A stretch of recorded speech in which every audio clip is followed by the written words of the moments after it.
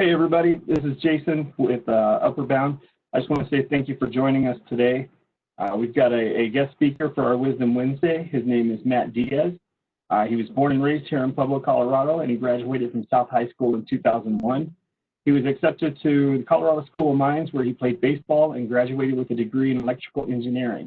Since graduation, Matt has started multiple businesses, and today he works with a nonprofit where he collaborates alongside college students nationwide as they develop their leadership skills. One of Matt's greatest joys is seeing others listen to their inner greatness. So without any further ado, I'm going to hand it over to Matt, and he's going to spend some time with everybody today. So Matt, thank you, and the floor is yours. Awesome. Thank you, Jason. I really appreciate the introduction and especially the invitation to be here today to speak with you and all of the Trio Upward Bound members that you have. And also thank you to Chris and Gabe for everything that you're doing, as well as everybody else who's involved with the program and everybody at PCC. It's really a great honor for me to be here today and share some of the, I guess you could say, life lessons that I've learned along my journey to be able to turn around and give back and hopefully shorten some learning curves for some of Pueblo's youth. So again, being, as Jason mentioned, from Pueblo originally, I never would have imagined, 20 years ago when I graduated in 2001, that someday I would be asked back to speak to high schoolers of today. So really excited about this. And so as Jason mentioned, my name is Matt Diaz, originally from Pueblo, and I guess the first thing I want to say is that I want to applaud each and every one of you who make it here today in the live call, as well as those of you who are watching the recording of this, because just being a part of Trio Upward Bound, as well as participating actively in the resources that are available to you, are evidence of your investment in your own future. And they say success leaves clues, and so successful people do what unsuccessful people are unwilling to do. So the fact that you are here showing up today, as well as the recording, definitely speaks volumes. And so I'm going to share my screen here in a moment, but we'll also have Q&A for anybody who's on board. And feel free to reach out to me if you're watching the recording for any additional questions, or you definitely got great resources and leadership with Jason, Gabe, and Chris. So. First thing I want to say is, first of all, don't believe a word I have to say, first and foremost, right? You're probably wondering, why would Trio Upward Bound invite somebody to Wisdom Wednesday? And that's the first thing they say. And the reason why I say that is because everything I'm going to share here today is based on my experience, and it's based on all of the resources that I've tapped into in my life and how I've applied them and the lessons that I've learned. And so for you, some of the things may apply directly to you, some of them may not. So just kind of take what does resonate with you and apply it to your life, and definitely challenge and chew on things that may not necessarily directly resonate with you directly, because even if it doesn't affect you or relate to you right now, there's a chance that it might down the road as well too. And so I've got to say, starting off, that this times are definitely strange, right? It's strange to say it's great to be here in Pueblo when I'm literally physically in Denver, my home office, where my wife and I have lived for the past almost 20 years now. And obviously, I say I'm talking to you, but I'm talking to a machine, right? So this new normal that we're all going through is definitely unique. It's definitely changed. It's like somebody came along and grabbed the earth and shook it up like a snow globe and then set it back down, and here we all are left trying to figure out what's going on. There's a lot of uncertainty, there's a lot of doubt. Things are continuously changing moment by moment, almost in every area of life, whether it's travel, whether it's politics, whether it's higher education and the laws that implicate those who are able to attend. And obviously many college campuses right now are still undecided whether or not they're going to go virtual, or if they're going to have an in-person fall semester, or if there's going to be some sort of in between. And so times are definitely interesting, to say the least. And I don't know how you were impacted by COVID, just a handful of months ago when things really started shifting and shutting down. But I know for me, especially when the NBA canceled the rest of the season, that's when I really got shook. That's where I expressed a lot of, I basically I freaked out because of all the uncertainty. There was thoughts of scarcity, a scarcity mindset of, I'm not ready for this type of pandemic, social unrest situation that's going to come unfold.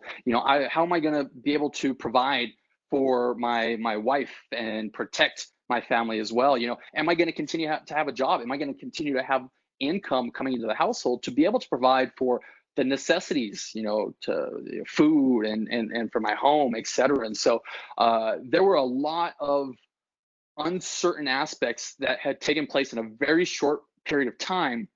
And now, things are still unfolding, but I think a lot of people are kind of gotten used to a little bit as far as this new normal. But that doesn't necessarily mean we're out of the woods yet. I know there's a lot of individuals who are struggling with mental health issues, addiction issues, intrapersonal issues as well too, especially for those who are extremely strict in staying home with family members, and kind of what issues may come up within that as well too. And so what I want to share here today are basically some of the tools that I've been fortunate enough to kind of pick up along the way of my journey to help me not only encounter life's obstacles, but to be able to not only get over them, but grow through them. To be able to focus on what I can control versus what I can't control. I was taught early on that there's only two things that we can control. And this is, again, one of my beliefs. Again, it's up to you to see if it resonates with you. But there's only two things that we can control in this world, and that's our attitude and our actions. Everything else is a circumstance. Everything else is exterior and outside of our control. So as the unexpected occurs, what are we going to do? How are we going to pivot? How are we going to be able to move forward? And so those are the questions that I focus on more than anything, because again, that's in my control, and that's where I can still make a positive impact in my life, my family's life, and still be able to move forward. And so, fortunately, these tools have allowed me to find basically get reset and refine my inner peace in spite of all the turmoil that's still going along. And so I'm going to share that story a little bit with you as well too. And just kind of talking with Jason and Gabe here previously, as you can, if you haven't told by the marathon banner in the back of my hat, I'm a marathon runner. And so instead of freaking out because of all the changes that are going on, I'm kind of freaking out in a positive way, because this inner peace has allowed me again to focus on what I can control and continue to move forward towards my goals, my dreams, my aspirations. And one of the things that has really helped me get through this trying time was signing up for a virtual race, a virtual ultra marathon, where an ultra marathon is basically anything over 50 miles. And this specific one, I'm running across the state of Tennessee. So from one end to the other end, it's 635 miles. I've got from May 1st to August 31st to complete it. And the interesting thing enough is, in the beginning, I wasn't sure if I was capable of doing such a feat, because I'd never done something like that before. But as I start to near towards the accomplishment of my goal, as I start to near the finish line, I'm already starting to turn around and look back and setting a new goal as far as heading back to the starting line and actually doubling the amount of miles that I've put in. And so I'll share that story definitely in a little bit more extensively as well. But one thing I want to focus on today is, I'm going to kind of share with you the challenges that have been presented in my life and how I addressed them and how I overcame them. Now, obviously, there was a lot of beautiful things in my life as well too. And when things are easy, or when things are good, it's easy to have a good attitude, right? It's easy to say, oh yeah, life is good. Yet it's when the challenges are presented in our life, that's when our attitude is really going to shine and get us through it, or life is just going to kind of beat us up. I've heard it said before, if you get knocked down 7 times, stand up 8. So again, if we can't control the circumstances, at least I can control standing back up. And so I say that to say, growing up, on the streets of Pueblo, right there, love this city. I didn't always have inner peace. Growing up, I was shy, which often came out in forms of awkwardness. I grew up with a good amount of anger, as well as insecurity. And interestingly enough, if you were to ask any of my friends, they probably wouldn't necessarily have picked up on that because I had it masked with my ego and kind of a false sense of confidence because I didn't want to let people know that I was hurting on the inside. And so a lot of the emotions, the issues that I was kind of kept bottling up were related to the story that I was telling myself. And for those of you who watched last week's Wisdom Wednesday, got the chance to hear from my beautiful wife, Emily, as she shared her story. And one of the things that she touched on, and I wanted to kind of elaborate a little bit more on today, is the most powerful story we will ever hear. The most powerful story we will ever hear is the story we tell ourselves about ourselves. And you could even go a step further and say the story we tell ourselves about ourselves when we're by ourselves, when we're just alone with our own thoughts. You know, every one of us in some capacity have thoughts of I'm not good enough, or I'm not worthy, I'm not smart enough, I'm not good looking enough, I'm not healthy enough, whatever it is. It's very easy in today's society to get caught in this comparison mindset. And that can really have an underlying issue of I'm not enough. And that's really where I was growing up. And so some of the stories I told myself that supported this, perpetuated this belief was, you know, okay, so I was raised by a single mother. And my mother wasn't even really around. You know, my sister and my grandmother were the ones who raised me, you know, pretty much up until the age of 10 in my developmental years. You know, I had alcoholism on both sides of my family. You know, the color of my skin, you know, I learned, I would hear stories that, you know, that the color of my skin would determine whether or not somebody likes me or accepts me, that the color of my skin would determine my ability to accomplish or my worthiness or deserving of certain aspects. And even more specifically, the color of my skin could even determine how dangerous I am. You know, so growing up, I didn't consciously tell myself these narratives. I just heard them, you know, whether it was from the news, whether it was from school, from classmates, from the television, et cetera, wherever. You know, we're continuously absorbing information. But I didn't know it, but those messages were like seeds into a very fertile mindset that over time started to take root. And the deeper that those roots became, I began to see evidence that supported that story, that began to support how poor me, why do I have to have this color skin? You know, things like that. You know, today I look back and I'm like, I love the color of my skin. I love who I am. I embrace myself. But it's because of this journey I've gone through of personal development that has allowed me to get to this place in time. And so, you know, another story I heard is as a man, expressing any emotions was a sign of weakness because I'm the man. I got to be strong. I can't show any type of emotions. Again, these were the stories that I unconsciously bought into growing up, just not even aware of it. And what I didn't realize at the time is that this mindset played out in my behaviors. So growing up, let me share my screen real quick. I'm ready to go that direction. Share content and share. So growing up, And Matt, like while you're pulling that up, Matt, I just wanted to say, if anybody has questions, you can use the chat icon and send a question, and Matt will hit them at the end. Or if you just want to wait till the end, we can open up a Q&A, and you can turn your mic on and ask questions then. So just in case they wanted to say something before they forgot about it. So sorry to interrupt, Matt. I should have said that in the beginning, but no, you're great, Jason. And for whatever reason, once the chat has begun, I imagine I'll pop up. But if I missed any questions while we're going through, just feel free to interrupt again. And so, like I was saying, you know, growing up, there was a lot of beauty that I experienced as well too, because as you can see, I was fortunate enough to be a part of multiple, well, in this image, one state championship team, but actually I was a part of multiple state championship teams when it comes with for the sport of baseball. You know, I was blessed enough to play in front of 13,000 people, or however many thousand people that attend the Cannon game, and to be able to score a touchdown in the Cannon game. So as a kid growing up, you know, like that was the pinnacle. That was, you know, the exciting part. And then of course I've had, not of course, but I had success as a wrestler as well too, a state qualifier. So I had a lot of good things that fortunately, because the positive sides of my family and growing up as well too, I was able to channel this anger, this frustration, this pain to constructive outlets. And so sports was definitely one thing.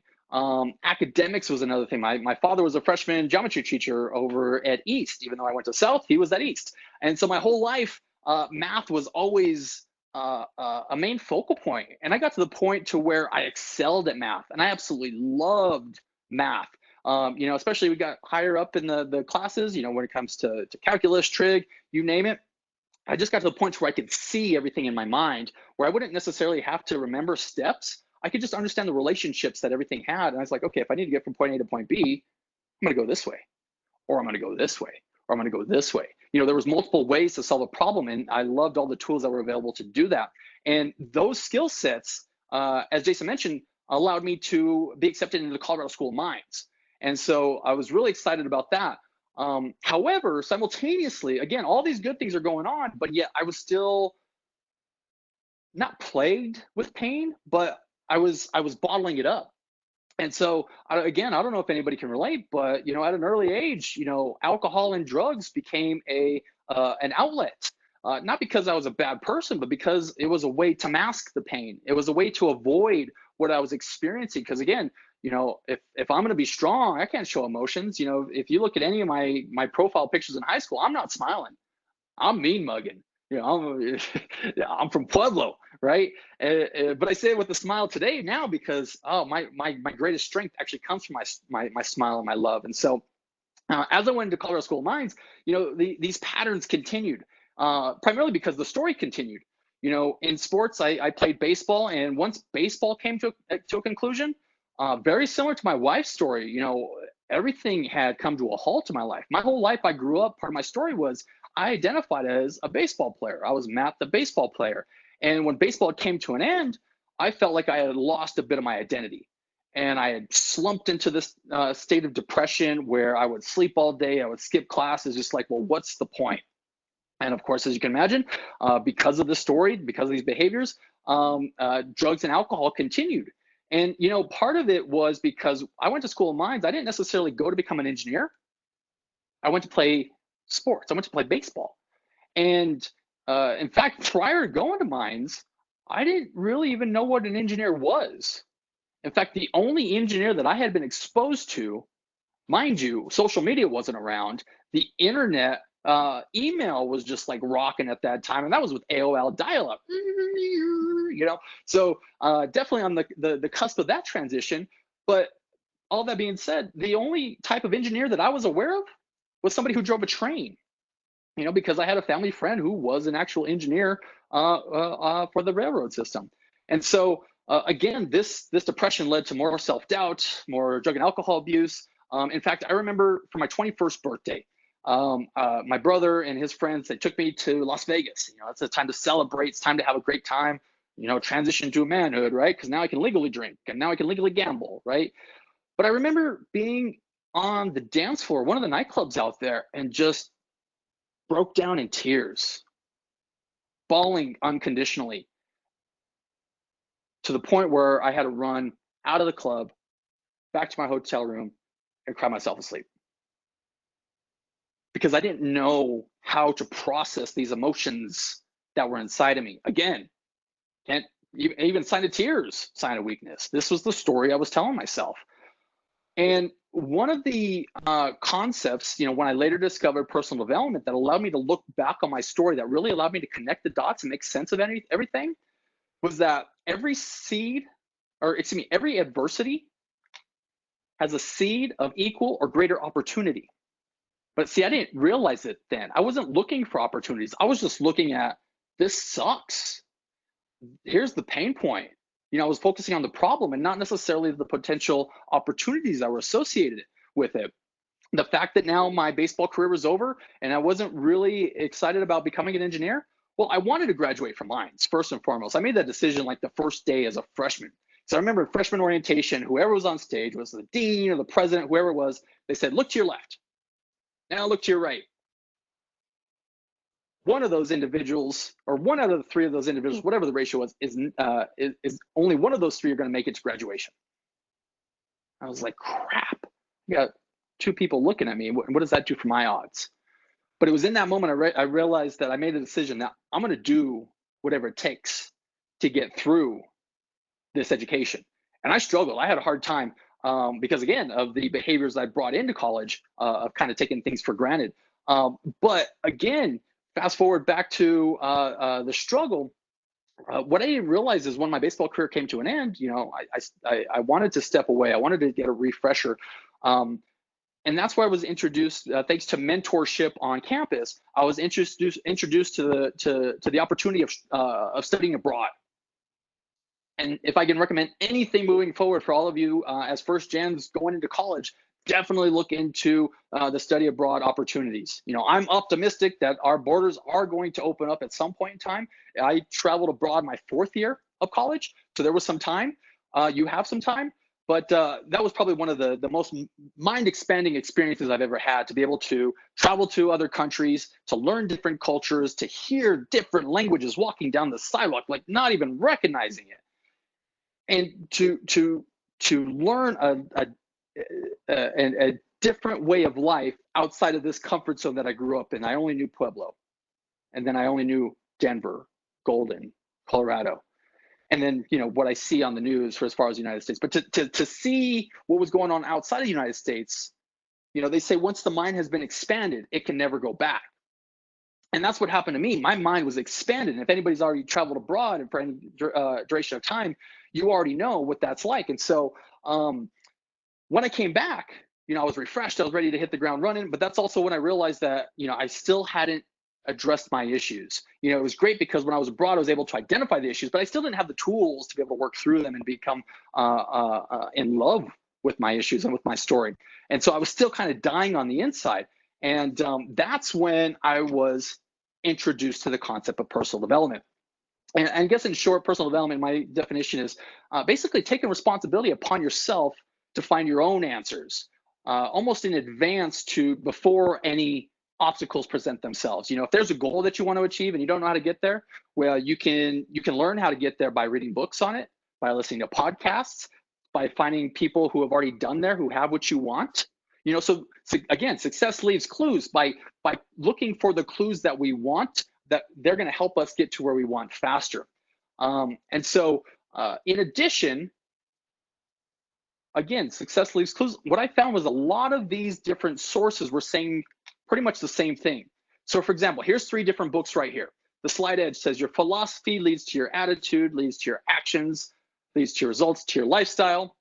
Secrets of a Millionaire Mind says your thoughts lead to your feelings, leads to your actions, leads to your results.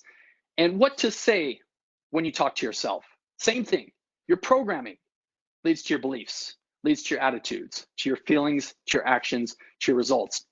Now, I've also had the pleasure of being a personal trainer for multiple years when I was in college. And what I've noticed is, you may recognize this as well too, about January, 1st of the year every year, gyms across the nation get packed because it's a new year, it's a new me. This is the year I'm going to hit my goals. And so in January, you can't find a treadmill that's open. But by about April, you could shoot a cannonball through those gyms and not hit anybody. Why is that? It's because people are focusing on the actions. This year, I'm going to go to the gym. This year, I'm going to do it. And they do that because they're motivated. We get motivated and say, all right, I'm going to start this new habit. But yet motivation isn't enough. Motivation only gets us started. It's the habit that keeps us going.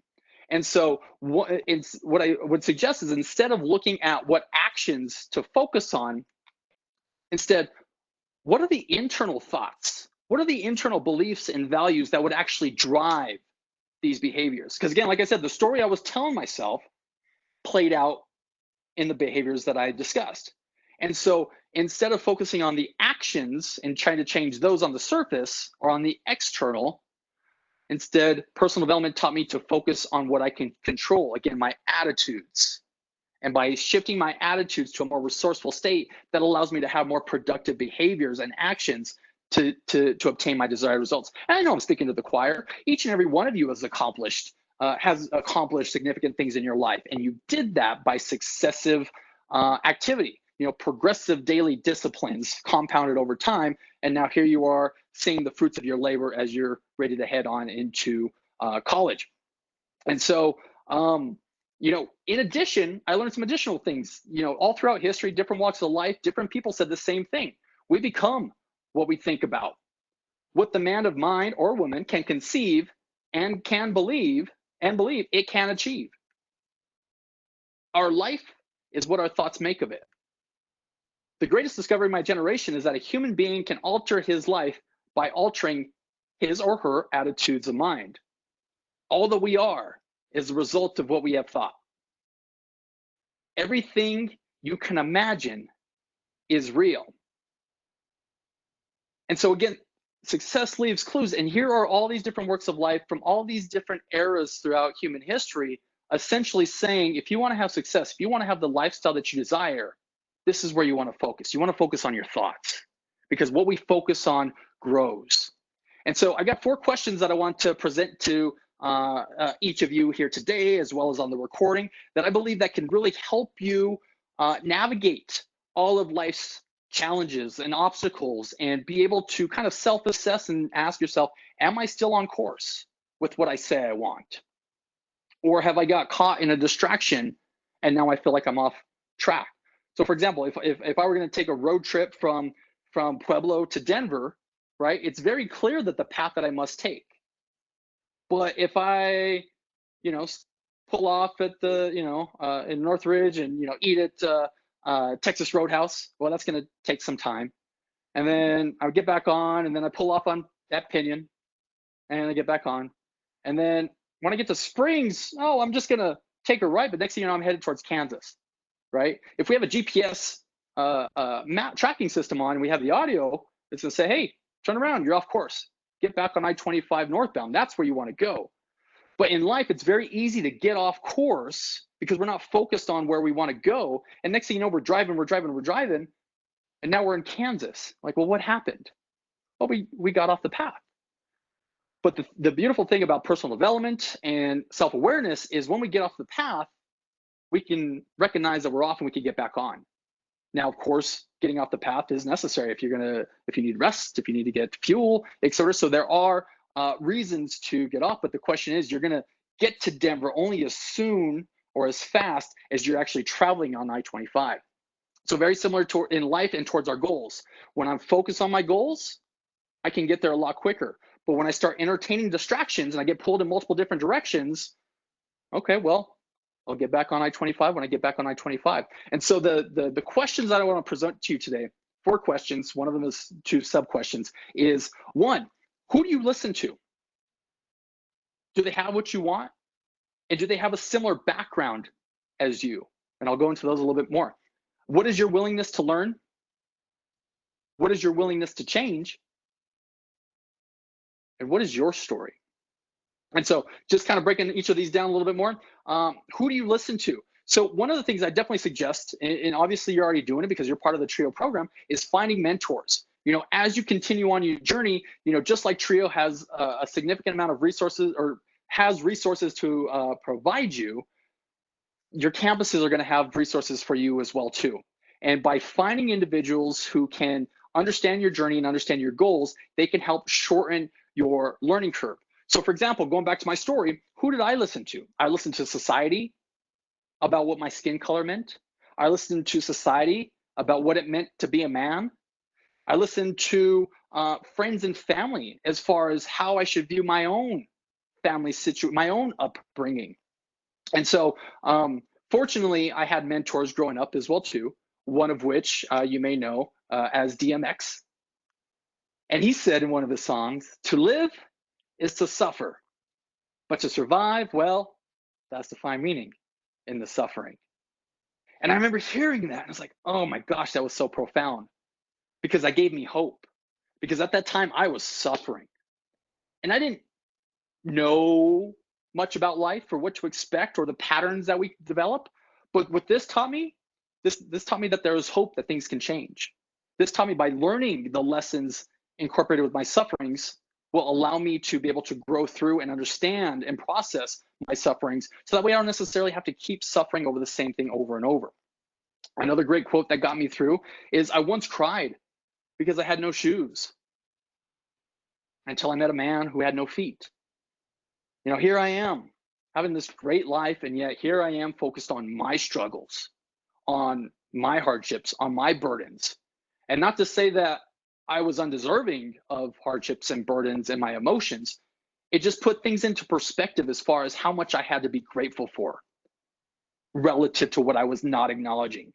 Again, if I wanted to feel good and gratitude's in that alignment, but I'm over here focusing on poor me, well, I was off course from a happy lifestyle.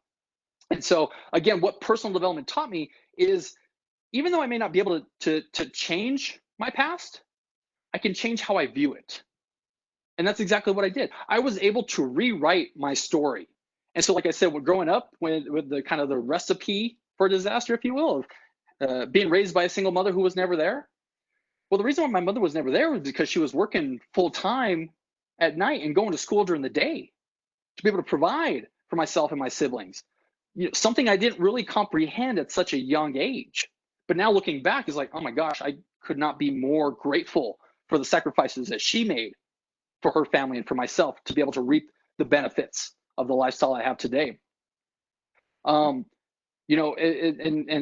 simultaneously with like my father, growing up, the story I bought, my parents got divorced when I was about 18 months old. And my siblings were 10 and 12. So we had two totally different experiences at that time. At 10 and 12 years old, they experienced it firsthand. And so they experienced a lot of pain through that transition, again, through the lens of eyes that probably did not understand or comprehend what was going on at that time that makes more sense now as adults. And so for me as a child following them for 10 years, looking up to them, being raised by them, I absorbed a lot of that pain. And I absorbed a lot of the story to think of, my story was one way, but I look back and it's like, actually, no, that was not my story at all. I had listened to them, to their story, and I bought their story and I made that my reality. So not only can listening to others have a positive impact, but it can also have a distracting impact as well too. And so for my drug and alcohol abuse growing up, I learned that people are not their behaviors. I'm not a bad guy. I was masking the problems that I didn't know how to present. People are doing the best they can with the resources they have available. That was a resource I had. I didn't really know of any other resources, and I utilized it, and it took away the pain momentarily. But all it did was suppress it, like I mentioned. Today, I now honor my pains, my struggles, my emotions. I embrace it because I am here. I used to think that I only want to be positive. I only want to be happy. But in reality, I want to experience every human emotion thoroughly. When I'm sad, I want to be sad. When I'm angry, I want to be angry. When I'm frustrated, that's time for me to be frustrated. And by honoring those times, I'm allowing myself to process what I'm going through and to learn the lesson.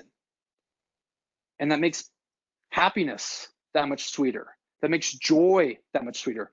Gratitude so much sweeter. It makes life as a whole so much sweeter because I'm not picking and choosing. I am extracting as much life and experience as I can. And so, again, this approach has allowed me to face my fears instead of run from them or suppress them. And as a result, I'm far stronger than I've ever been. I'm probably in the best shape of my life. I'm happier than I've ever been. And it's all because of the mindset and the new story that I've chosen to tell myself versus what I was telling myself before. I love myself unconditionally. I never used to be able to say that growing up. Even the word love was terrifying to me because what if I don't hear it back? Oh, crap. I don't even want to think about that. But now I love without expecting anything in return. I don't love to receive. I love to give, to be able to provide, to make an impact to the world, to make this world a better place. And as a result, I am happier as a result. I am at more inner peace. And when I'm at inner peace and when I'm happier, that allows me to be more creative and more constructive and more intentional with what I'm doing day in, day out to be able to move towards my goals and even enjoy and love the process and the challenges and the obstacles that are presented my way. Because now the challenges and obstacles that life presents to me, those are opportunities to grow. Those are opportunities to learn. Those are opportunities for me to strengthen because now I'm facing them versus looking at them, versus viewing them as something that would be a sign of weakness. And now I'm able to grow through this. So as I mentioned, when COVID hit, these old patterns surfaced. I panicked. I had self-doubt. I was insecure. Again, how am I going to provide? How am I going to be able to survive? But again, fortunately, these concepts, these tools, I went to mentors. And the very first mentor I went to, he heard my story, the story that I brought to him. And what he simplistically pointed out was that my fears were not in alignment with what was actually happening. And when I realized that, it went away. I was like, you're right. That's not happening. I'm just resorting to an old pattern because I got triggered. And so this was the fear I was focused on, but that was nowhere to be found. Another set of, let me preface this. I went to another set of mentors, but prior to that, in between, so cool, I feel better, but we're on lockdown. And now it's like, okay, well, it's noon, and I'm gonna have a beer during lunch. And then the next thing you know, it's like, okay, a glass of wine. Next thing you know, I was staying up late drinking, still waking up early. I wasn't running, but I was starting to get back into those old patterns. And I was talking to another set of mentors, like I said, and one of them mentioned this meme he saw on social media. And he said, lockdown can go three ways. You'll either come out a hunk, a chunk, or a drunk. I was like, crap, I've got this drunk and chunk down, but that's not where I want. Again, that's like the GPS telling me you're off course, man. And so fortunately, that self-awareness was all I needed to recognize that I wanted to be active again. I wanted to get out and exercise because, again, as a marathon runner, I haven't trained in over a year. From last June to this May, I hadn't trained at all, partly because it was off season and I got injured. And then finally, when I was able to run, COVID hit, and I was like, well, what's the point? There's nothing to train for. Kind of started spiraling. But then, virtual races started popping up. And on my newsfeed, Runner's World posted an ultra marathon virtual race. And I was just sharing this with Jason and Gabe before the recording began, where the obstacle or the challenge, the race, is to run from one end of the state of Tennessee to the other. A total of 635 miles if I were to do it in person. Of course, this is virtual, and we have from May 1st to August 31st to complete this. So that averages about 5 miles a day. And starting from zero, I was like, holy cow, I don't know if I can do that. But I think I could do 5 miles a day. And so for the first 2 weeks, that's about what I did. And then the following 2 weeks, I started bumping that up to about 6, 8 miles a week. Then that bumped up to about 10 miles a day, 12 miles a day. Currently, I'm on average of 15 miles a day. And as you can see by the red arrow, as of today, the total race is 635 miles. As of this morning, I have 602 miles completed with only 34 miles to go, 33 miles to go. And as I mentioned, I have until August 31st. So there's the first guy to do this did it in 10 days. What one man or woman can do, another man or woman can do. And so I don't know if I'll commit to what's necessary to do it in 10 days, but I'm going to turn around and see if I can make it back before August 31st, averaging 15 miles a day from now until August 31st. It's going to be a challenge. It scares me. It's a stretch goal. But that's what life's about. Life is about growing. It's about challenging yourself. It's about rising up to the expectations that we have of ourselves, because that's where happiness really shines more than anything, is when we're progressing towards our intentional goal, when we're seeing the advancements and the progression as we move closer to where we want to go. So really excited about what this race and this opportunity has allowed me to focus on in spite of all the chaos. Now, still focused on the responsibilities, still focused on work and family and spouse, and everything still needs to get done. But instead of focusing on all the negativity in the world, which still enters my mind, which I'm still aware of, I can focus on being productive and moving towards something that is meaningful towards me. And the second sub-question is, do they have what you want? The who do you listen to? Or I guess let me back up. The two sub-questions: do they have what you want? And do they have a similar background as you? So as first-generation college students, I was watching the video, the Upward Bound video, talked about the history, right? At Marquette, and one of the young ladies on there said, thanks to TRIO, as a first generation college student, I can go to this individual or this individual or this individual because they too were first generation. They understand what I'm going through. I can't necessarily go to my parents because they've never been to college. So that's why it's important to identify, do they have what you want? And do they understand where you're coming from? Similar experience that I had is, like I mentioned, my father was a freshman geometry teacher. Math was everywhere. Loved math. But when I got to School of Mines, you had to say, Matt, you've progressed beyond what I'm capable of helping you with, because he's always helped me with my homework. And that was like a shock. I was like, whoa, interesting. And so, do they have what you want? And can they relate to your experience?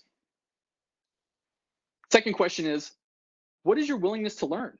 See, again, for me, I was driven by pain growing up.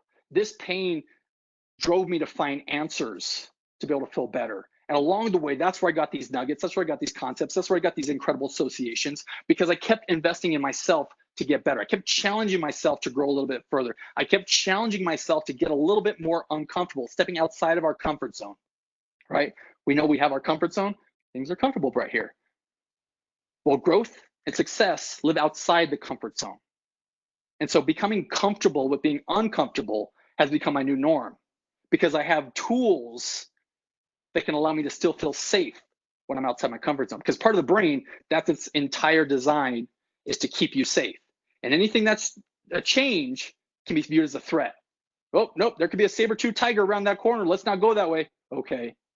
Well, there are no saber-tooth tigers in today's day and age. Now there's taxes, there's dating, there's, you name it. Whatever is outside of your comfort zone, the only way we're going to accomplish it is by being willing to get uncomfortable. So what is your willingness to learn? And what I learned, like I mentioned, I was driven by pain. You may not be.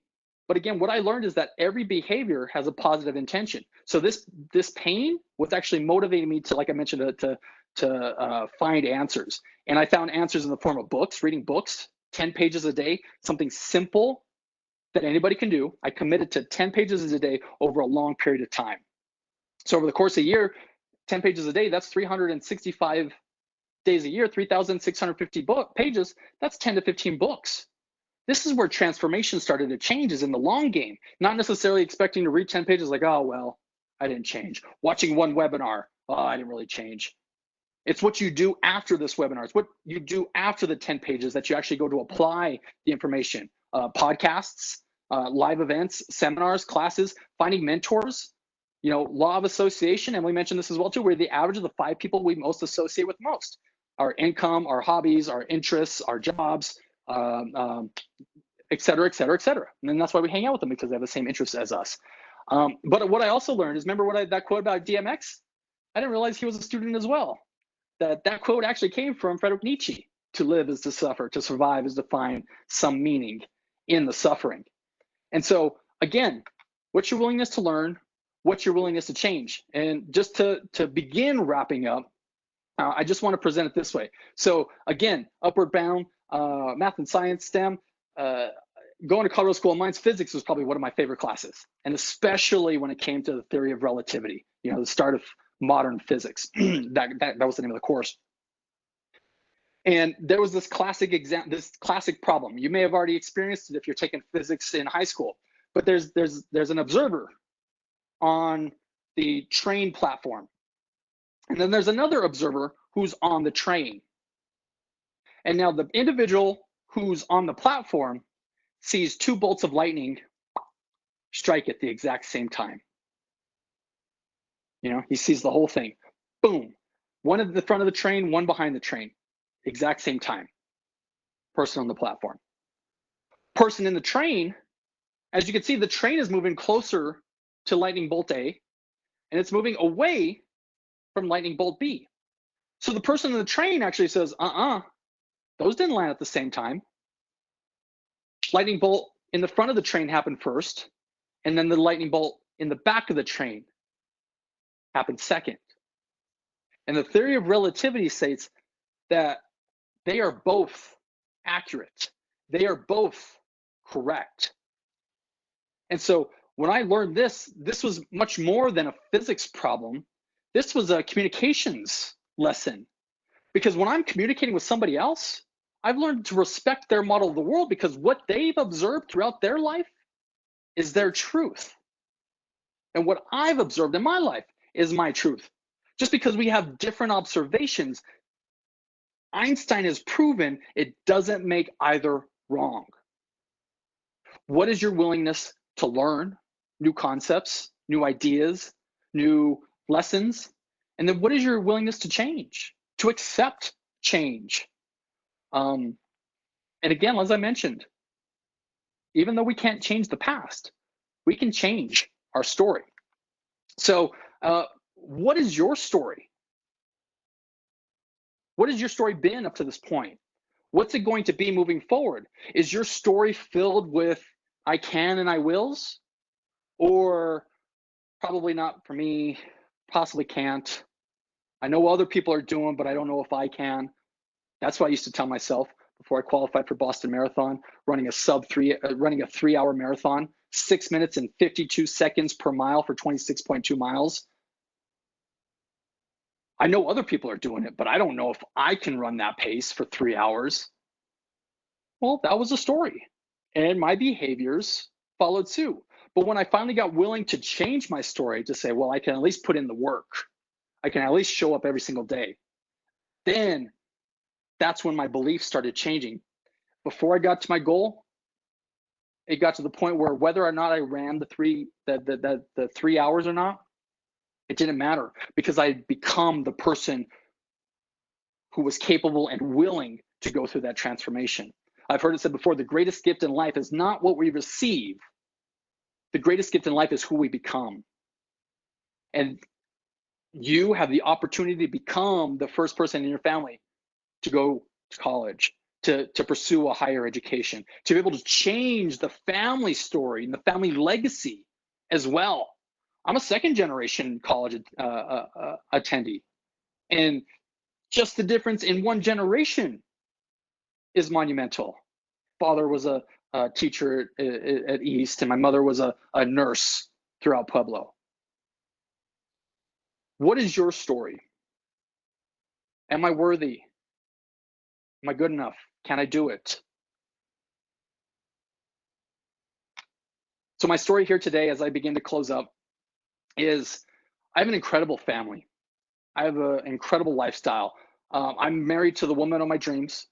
I have an incredibly wonderful, loving family, siblings, nieces, godson, parents. I'm truly blessed in that aspect. I'm a beast of an athlete. I don't go around telling people that, but that's the story I tell myself right now, especially because of the challenges that I take on and I present in front of myself. I've already mentioned I love myself unconditionally, and everything about me, about my skin, about my culture, about my heritage, about my family legacy. I honor and cherish all of my emotions because they're all part of this human experience. The pain that I've had actually drives me to be able to help others find comfort and growth and success. And I say all of this from a space of self-love and no longer from a space of fear or ego-driven to kind of mask my fears. And so, again, in closing, these thoughts, these behaviors have allowed me to have success with the organization that I work with today. It's the Society of Asian Scientists and Engineers. So many of you who are going to campus and focus on STEM, there's SACE, there's SHIP, the Society of Hispanic Professional Engineers, there's NSBE, National Society of Black Engineers, there's SWE, Society of Women Engineers, there's OSTEM, LGBT community. So there are a lot of additional resources that are waiting for you to help you succeed. And one of the things I highly suggest is to find leadership opportunities on your campus and be willing to stretch and take those opportunities. Say yes to them.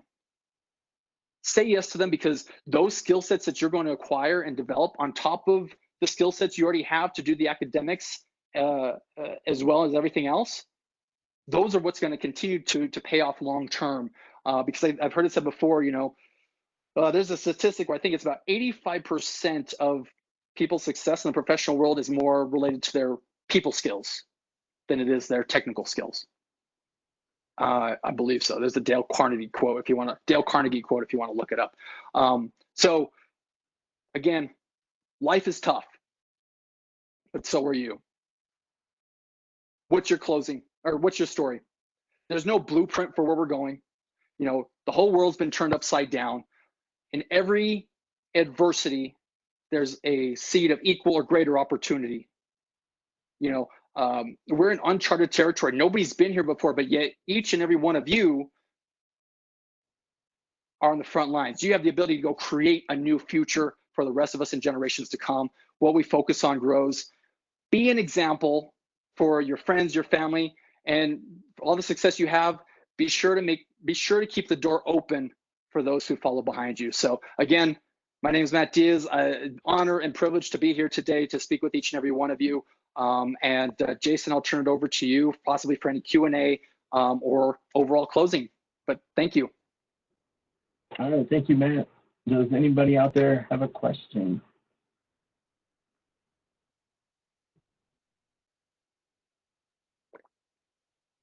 It's looking like a no so far. Questions going once. Dash D Trujillo asked, where did you go when you went abroad? Great question. So just like a tangential story, it's amazing how life comes together when you're in flow, when you're in alignment with what's important to you.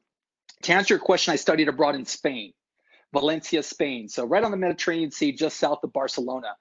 And fascinatingly enough, as I mentioned, my wife spoke last week. You could see her recording on the YouTube page.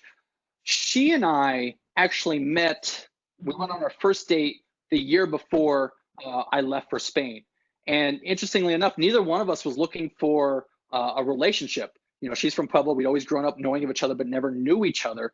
But we weren't looking for a relationship because, I go, well, it's Christmas. We were home for Christmas break. We went on the date and we said, well, not really looking for a relationship because next fall semester, I'm studying abroad in Spain. I said it or she said it first, and the other said, really? I want to cuss because that's what we have, and we actually cuss. So am I. So it turned out we were both going to Spain, study abroad. We had both already done all the paperwork. We'd already got everything finalized. We were both going to Spain. And so I was like, oh, well, this is fascinating. So we were able to continue our relationship out there and be able to celebrate our 1-year anniversary, in Rome on the steps of the Pantheon, be able to travel all around Europe together. And that really solidified our bond with one another that allowed us just to keep building upon it when we returned back. So again, I definitely suggest looking into study abroad, not necessarily saying you're going to find love, but that was definitely one significant aspect that I found out there as well too. So yeah, thank you for the question.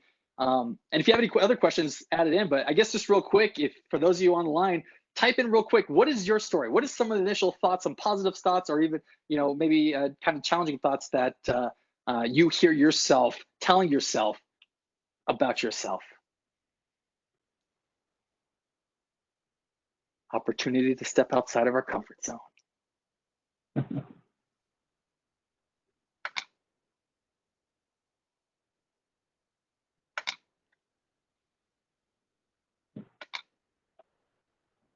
Somebody will be brave. Yes.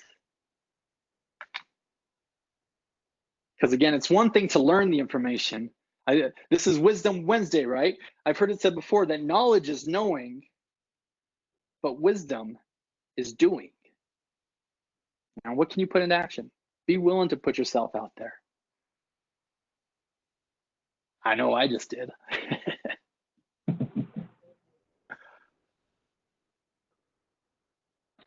Okay, so we're gonna have any takers. Yeah.